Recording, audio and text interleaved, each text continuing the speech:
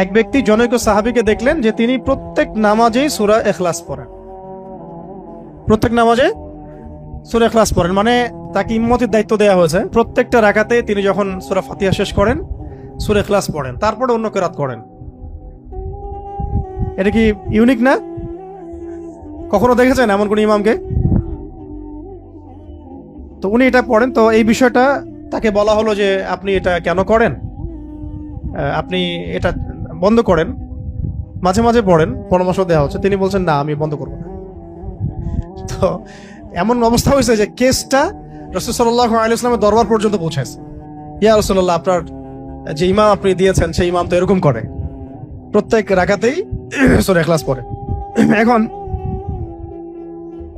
নবী সাল্লাল্লাহু আলাইহি ওয়াসাল্লাম এর কাছে যখন এই বিষয়টা আসলো, তখন তিনি জিজ্ঞাসা করলেন যে সূরা ইখলাস তুমি প্রত্যেক রাকাতে কেন পড়ো?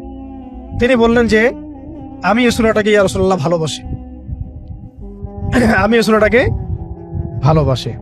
তখন নবী সাল্লাল্লাহু আলাইহি ওয়াসাল্লাম বলেছিলেন যে এই সূরার প্রতি ভালোবাসা তোমাকে জান্নাতে প্রবেশ করাবে। কেন তিনি সূরাটাকে ভালোবাসতেন এটারও ব্যাখ্যায় হাদিসে আরো ব্যাখ্যা আসছে, যে বলা হচ্ছে তিনি এই সূরাটাকে ভালোবাসতেন এই কারণে যে এখানে আল্লাহ পাকের তাওহীদ আছে, এখানে আল্লাহ পাকের তাওহীদ আছে। তো আল্লাহ পাকের তাওহীদকে যে ভালোবাসবে, তাওহীদকে ধারণ করবে, তাওহীদ প্রসার এবং প্রতিষ্ঠার জন্য কাজ করবে, তার বর্তমান কি হইতে পারে আপনি চিন্তা করেন।